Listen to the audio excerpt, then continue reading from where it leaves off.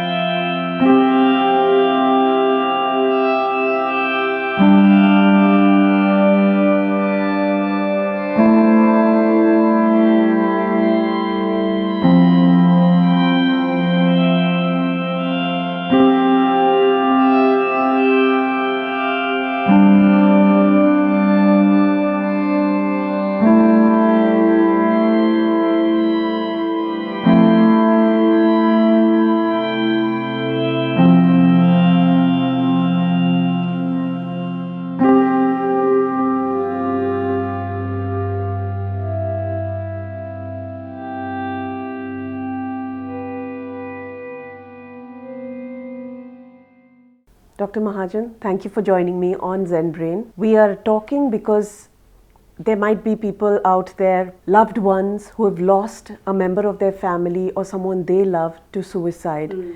Everyone says, it can never happen to my family. It can never happen to my child. Did you also think that? Absolutely. I mean, the thought did not even cross my mind that it was possible, you know, because, okay, your child is ill, you know, they're not feeling great, but, you know, you don't think that this can happen. It's not even there in the realm of possibilities somehow. Maybe it's just because when it comes to your family, you're not a doctor. You're just a friend or a mother or a sibling. So it is a bit strange. It's also because it's not a part of normal conversation, you know. I think it's a real taboo. It's scary. It invokes a certain level of otherness that, you know, that this happens to other people, you know, nobody in my family. I mean, if you're a hardworking professional, honest, doing your best to look after everybody and everything, you don't think that such things can happen. And yet, now I know that nobody's immune, you know, because I've been to that place myself, you know, after losing my son. Because it was like, what's the point in anything, you know? So, of course, each experience is different, and I'm not saying that I feel how he felt.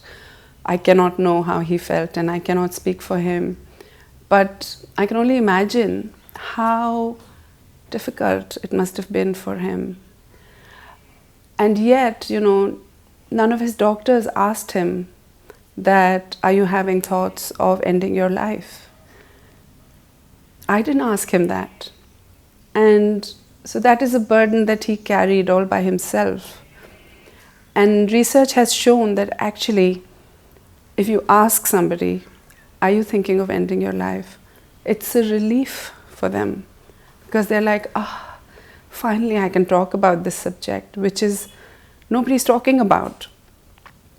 And I think when nobody talks about something, you feel like a freak, because you're like, am I the only one feeling like this? What's wrong with me? There's a blame and shame attached to suicidal feelings, when there is no need for that. It's just a measure of your suffering, really. It's a measure of your emotional pain, and it sits on the spectrum of all human emotion. Just like we feel happy, feel sad, frustrated, exasperated, uncertain, insecure. And sometimes you may feel like life is not worth living. And that's okay. And it's okay for all of us to be able to talk about it. You are an anaesthetist in a well-known hospital in London. To live with somebody and not see the signs, did it ever bother you that you weren't able to see those signs? Oh gosh, it bothers me every day. Even 5.5 years on, every day I'm like, only if I had known all the things I know now, I could have helped him. But I didn't know. And I also have to remind myself that it's not my fault that I didn't know. And what makes it worse is that I'm a doctor and I didn't know. I feel quite stupid saying that, but it's true. Lots of people are not looking out for it actively because they think it's never going to happen, But actually nobody's immune. And you don't have to be a doctor to help somebody. Anybody can help anybody by actually having an honest conversation, making them feel that it's okay to feel like that, and that there's help, and that many other people have felt like that at some point or another. I think the problem with young people is that, firstly, like you've talked to other people about the prefrontal cortex, that's where the decision making and the impulsivity lies. They don't have enough life experience to know that things get worse and then they get better, and then they get worse and then they get better. And that's the way it goes. And I think when they get knocked, it's harder for them to actually talk about it, or to be able to wait long enough for it to get better, because their brains are different, the adolescent brain. And adolescence lasts till the age of 25, as per research. We know that an adolescent brain is impulsive. They perceive more, they feel more joy, they feel more enthusiasm, they feel more pain. It's really a reminder that you need to be vigilant with everyone around you. It could happen to anyone, and we think it never will. We hope it never will, but it does. 10 weeks prior to your son Saagar passing away, he was diagnosed with bipolar. Yeah? Tell us a little bit about what your experience as a parent dealing with your child having bipolar. What was it like? What are the signs to watch out for? What are the symptoms that you actually got to see?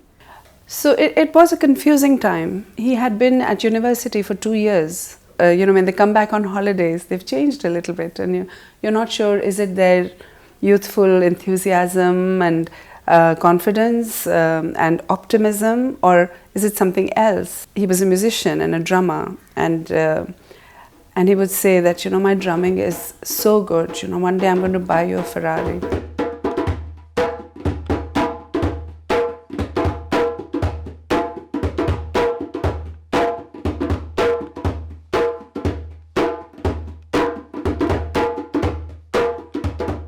I was happy for him that he felt so exuberant and self-confident. But then he was spending much more money, much more than he normally would. He was losing his temper a bit, which was not like him.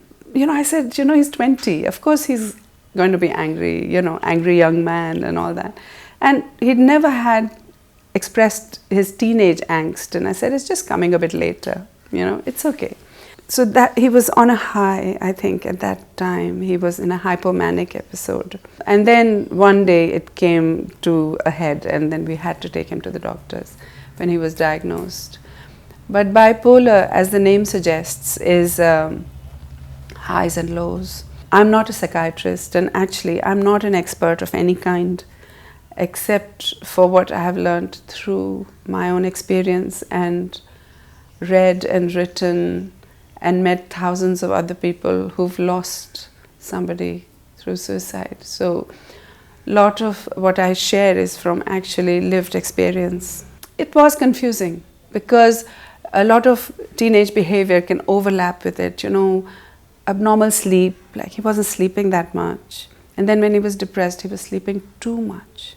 Eating as well, he had a great appetite, and then his appetite went down. And then when he went into depression slowly, he was not really socializing, he was not talking too much, he was not spending any money, he was eating very little, he didn't care what he was eating about. Again, that wasn't like him, because he liked food, We both used to cook together in the kitchen, that was our time together, and it was very special time. Extremes of mood. And towards the end, he was actually not able to enjoy music at all, which was completely unlike him.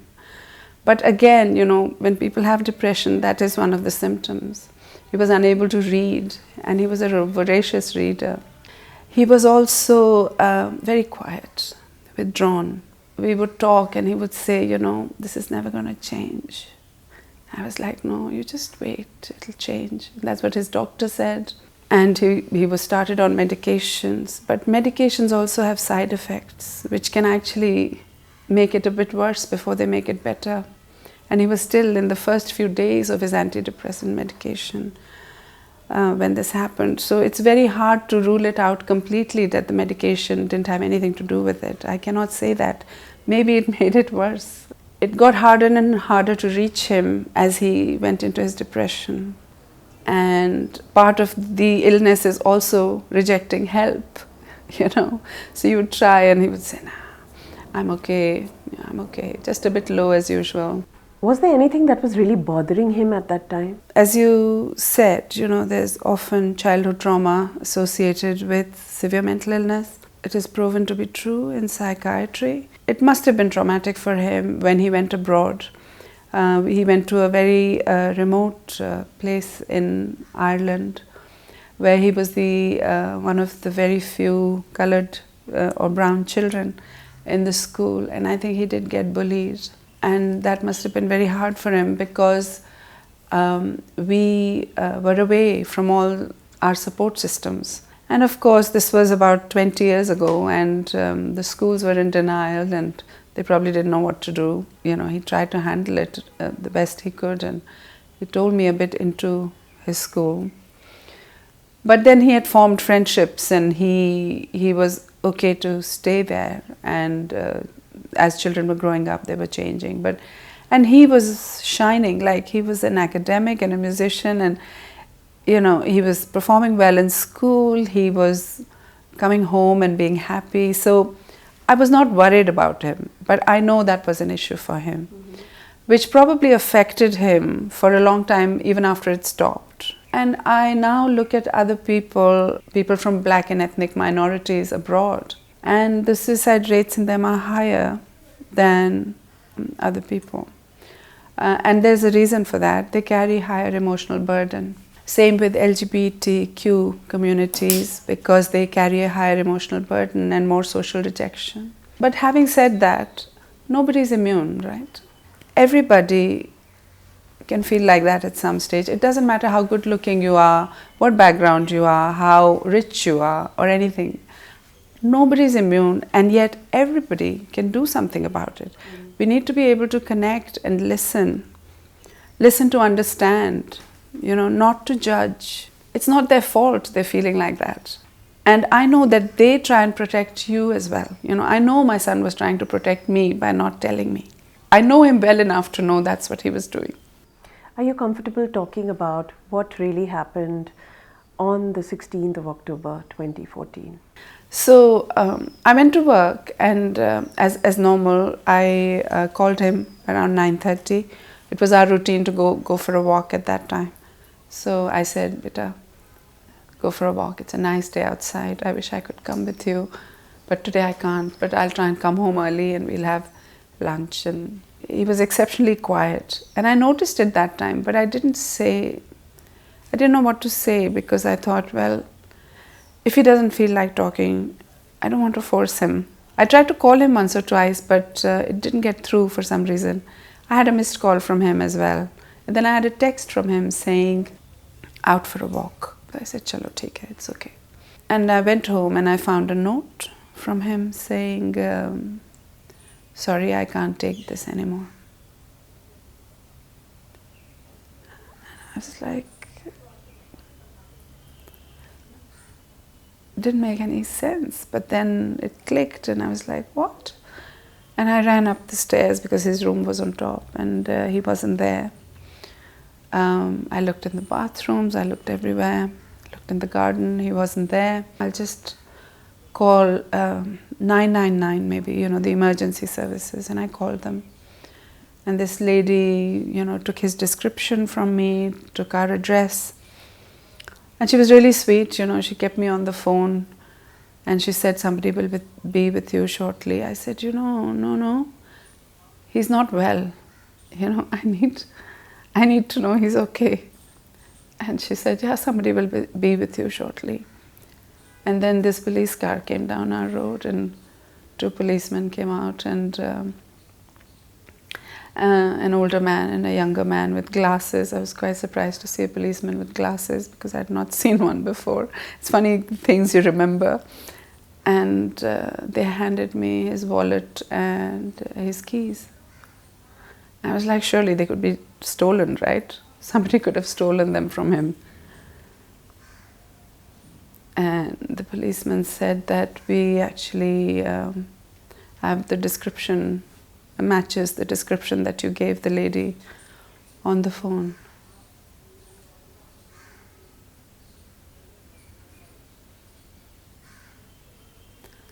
But I'm still in disbelief. It's still hard to believe, because if you knew him, you would know that he would never do this, because he loved life. He had so many friends. He loved his languages. He spoke beautiful French and Arabic, and he was so bright.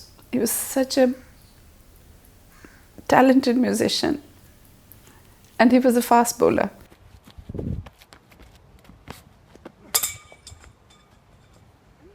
And he played for his school team and that. So he went to the gym regularly. He did everything that you would think, somebody who loves their life does.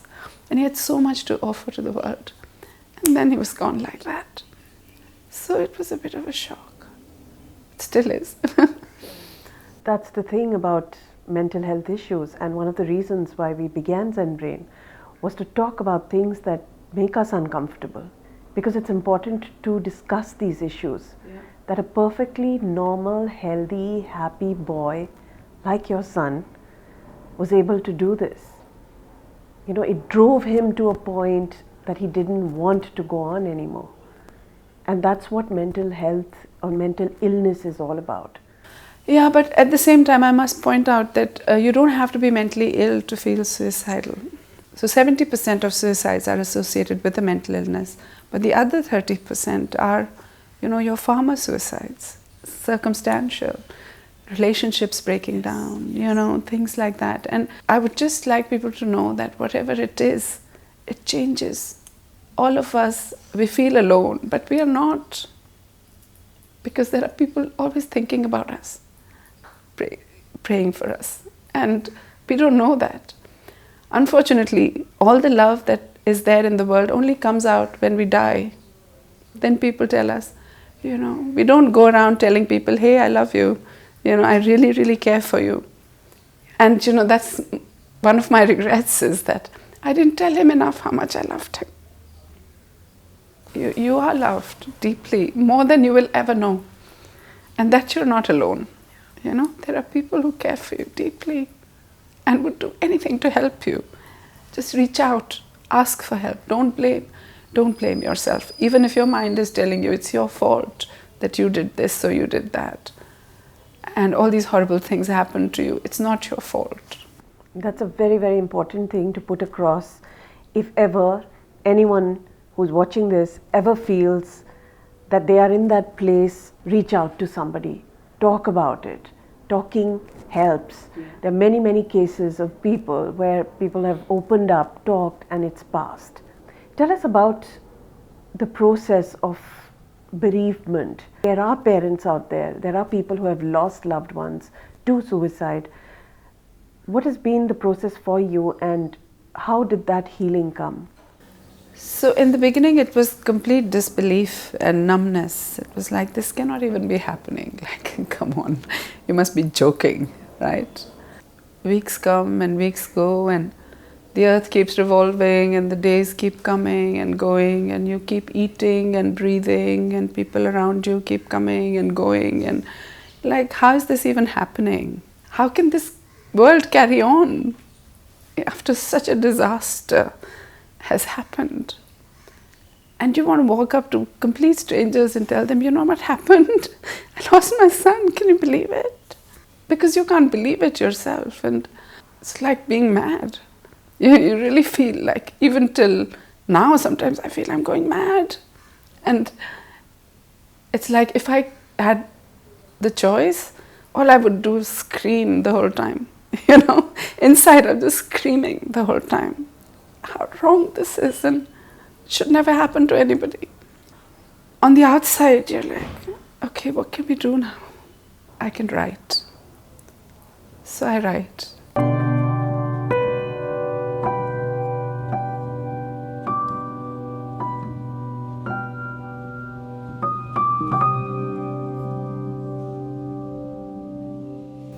And then you find slowly that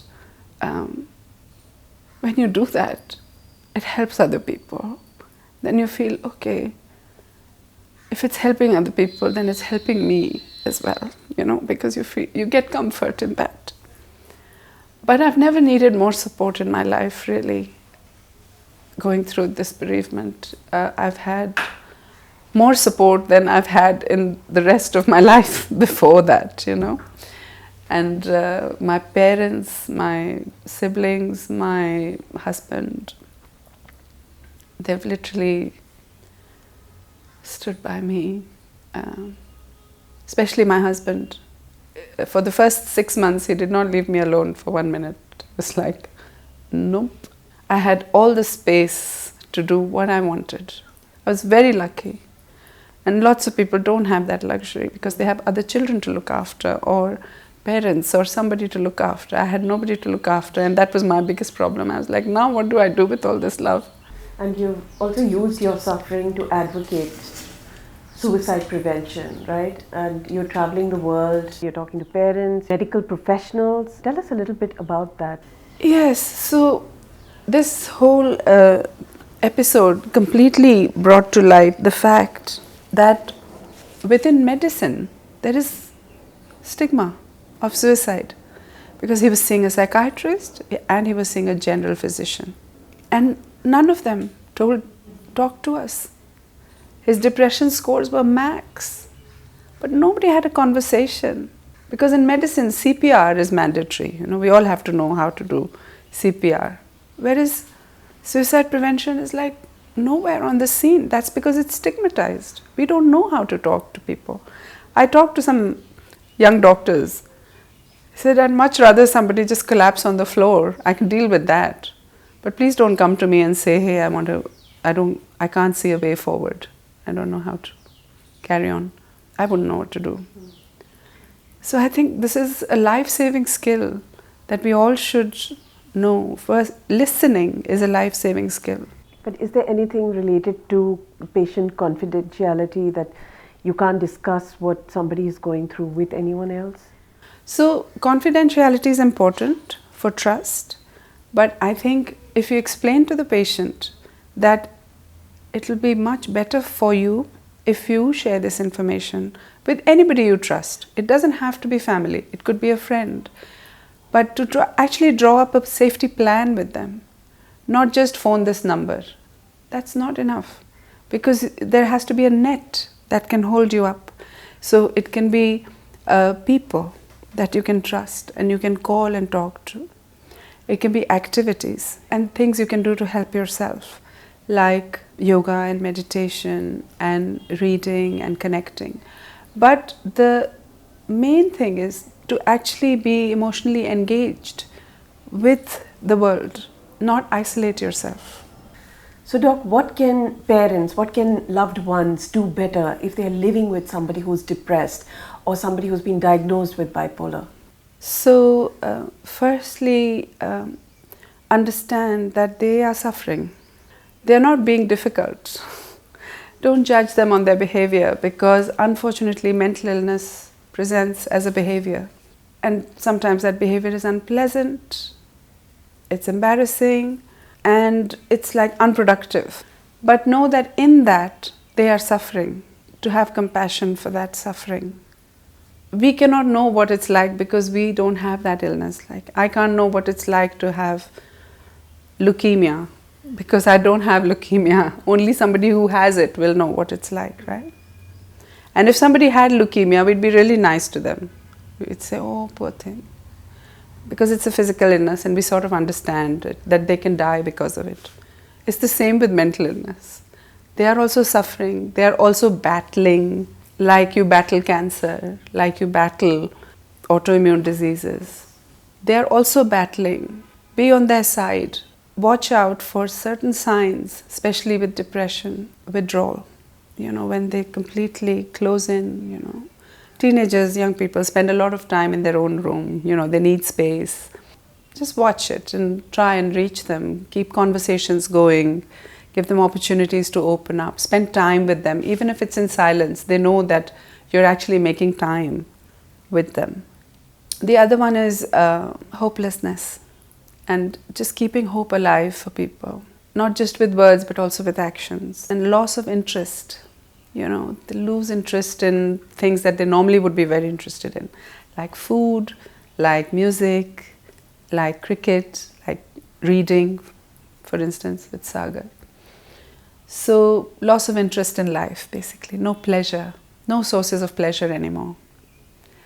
And just making sure that there are people who care for them, are around them.